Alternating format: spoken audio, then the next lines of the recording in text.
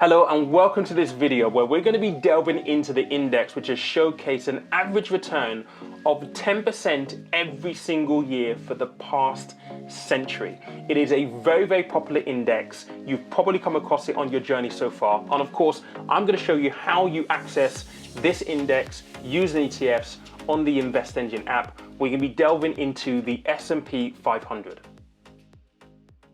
Now, the S&P 500, or the Standard & Poor's 500 as we know it, is a hugely popular index, one that is famed and admired and lauded by even the most successful investors of our time. All you need to do is think about the likes of Warren Buffett, who has been on the record to say that he would invest in the S&P 500 in a heartbeat. In fact, he is invested in a lot of the companies that are included in the S&P 500. But the S&P 500 has been around since 1957 in its current form. It had previous versions, but it was created in its current form in 1957. And it was designed to be able to give a snapshot of the US economy at any given time by tracking the 500 largest companies publicly traded in the economy. Now, since 1957, it's gone through a number of changes. Companies are added and taken off the list quite regularly, but broadly speaking, it gives a really nice snapshot of the US economy, because within the 500 companies listed in the S&P 500, you have a really good mix of the different industries that make up the US economy. What I mean by that is sectors, as we call them in the investment world. But think of it this way: different industries such as the tech sector or the tech industry.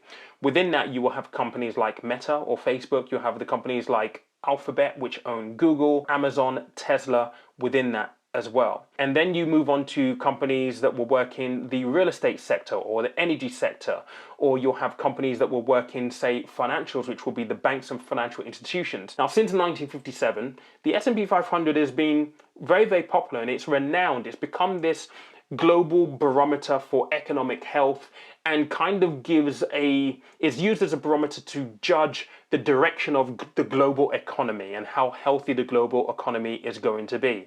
And oftentimes, if the S&P 500 isn't doing too well, there is, generally speaking, some kind of glum outlook to the global economy. Making it onto the S&P 500 and being included in this illustrious list is no mean feat. It is quite an accomplishment for many of these businesses. And to be added into the S&P 500, the criteria is really stringent. I'm just going to share maybe 2 or 3 with you right now. So the first is they have to be a US company. Now, when you think about this, almost every single one of the companies on the S&P 500 will be trading globally in some way, shape or form. So an example of a couple that I can give you right now will be the likes of Apple, US company, selling phones, selling laptops, selling their product in different territories globally.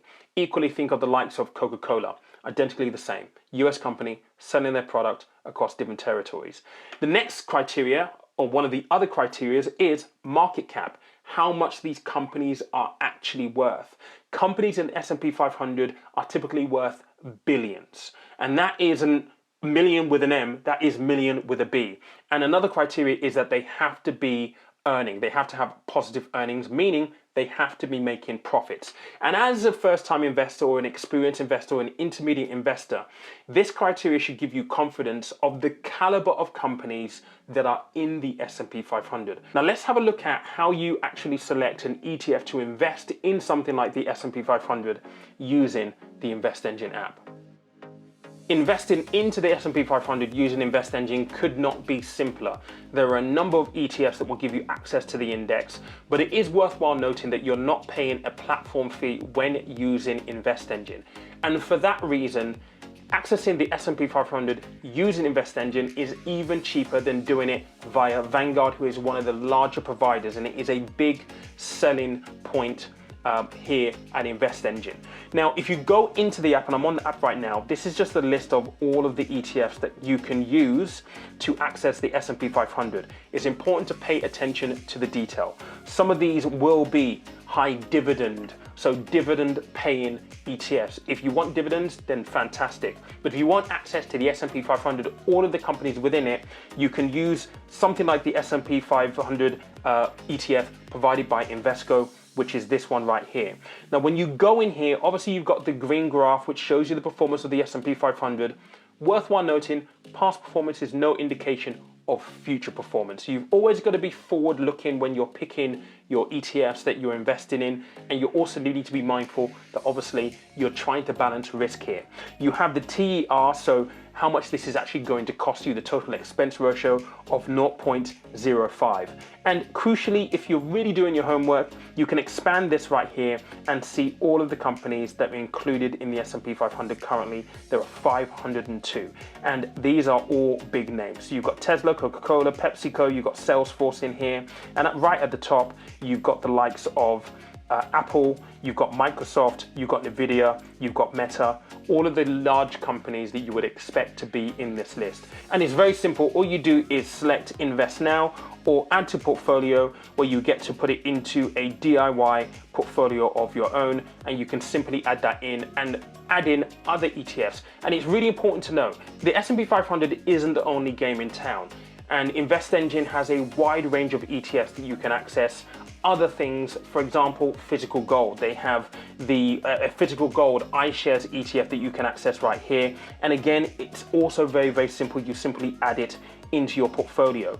You can also invest globally using InvestEngine, so you don't have to just stick to the S&P 500. So for example, there is the Invesco FTSE All World, which is also available. When you click into this, again, you've got the graph, but this one has 1,855 companies. All of the big boys, all of the companies in the S&P 500 are likely included in this ETF, but you're also going to get exposure to others across different geographical and economic regions. And as an investor, it's really important to understand how that fits into your investment strategy and whether it's a good idea to have exposure across the globe, because the world is a big place. And many will argue that America may have a little bit of competition on the horizon from different economies globally. I hope you found this video really informative. I wish you all the best on your journey. Thank you so much for watching.